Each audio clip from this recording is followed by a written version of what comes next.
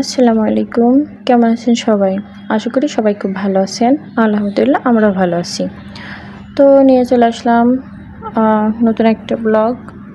তো আজ শুক্রবার, সবাইকে জানাই জুম্মা মোবারক। তো এই তো আমি আজকে কী রান্না করলাম সেটাই আপনাদের সাথে শেয়ার করব। তো এই তো আজকে আমি একটু গরুর মাংস সাথে ছোটো মাছ চচ্চড়ি করছি। তো এখানে আমি তো মাংস ফ্রিজ থেকে বের করে ধুয়ে পরিষ্কার করে রাখছি, আর এখানে আদা রসুনটা বেটে নেব, আর পেঁয়াজটাও কেটে রাখছি। আর এই যে সবজিটা আমি কুটে একবারে কড়াইতে উঠিয়ে রাখছি ছোটো মাছ রান্নার জন্য। সব কিছু গুছিয়ে নিয়েছি, এখন শুধু রান্না চুলায় দিব। তো এই তো আমি সবজিটা একটু হাত দিয়ে মাখাবো। আসলে ছোটো মাছ রান্না সবজিটা হাত দিয়ে যত ভালো করে মাখানো যায় এটার টেস্ট তত ভালো হয়।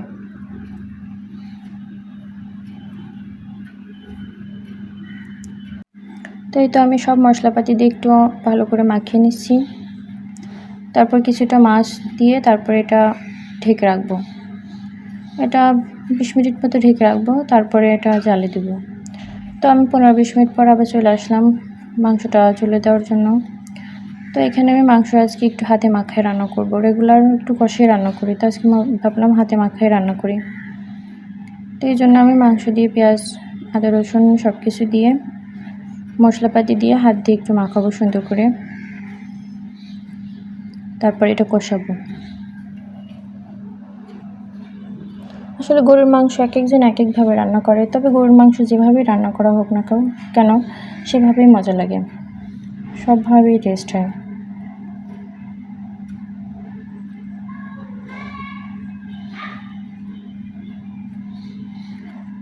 তো আমার তরকারিটাও আর কি অনেকক্ষণ মাখিয়ে রাখছি, বা একটু পানি দিয়ে জাল ধরিয়ে দেবো চুলায়।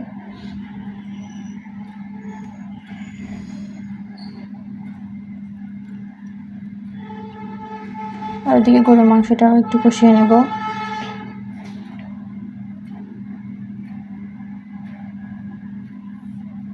তাই তো আমার সবজিটা উতলে যাওয়ার পর মাছগুলো দিয়ে দিচ্ছি।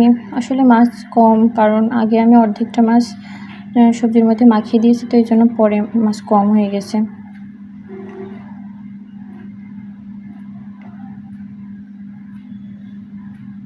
তো এদিকে আমার মাংসটাও কষানো হচ্ছে, আর কিছুক্ষণ কষিয়ে আমি পানি দিয়ে আর কি সিটি দেওয়ার জন্য ঢেকে দেব।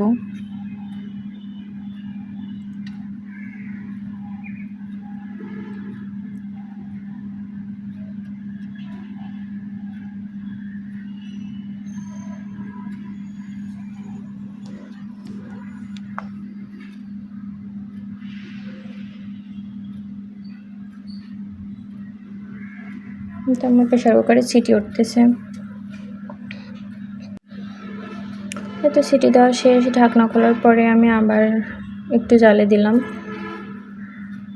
আবার কিছুক্ষণ জাল করব, তারপরে আর একটু ঝোল শুকিয়ে মশলা দিয়ে নামিয়ে ফেলবো। জিরা গরম মশলার গুঁড়া দিয়ে নামিয়ে ফেলবো।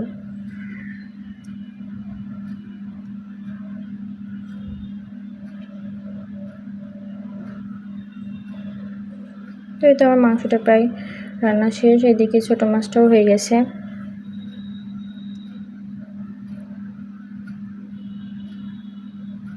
তো এই তো আমি দুইটাই আর কি নামিয়ে রাখছি, সবজি তরকারিটা কড়াইতে রাখছি আর এটা আলাদা করে ঢেলে রাখছি। তো সবাই ভালো থাকবেন, সুস্থ থাকবেন। ভিডিওটা ভালো লাগলে অবশ্যই লাইক কমেন্ট শেয়ার করে দিবেন। আজ এ পর্যন্তই, দেখা হবে নতুন কোনো ভিডিওতে। সে পর্যন্ত সবাই ভালো থাকবেন। আল্লাহ হাফেজ।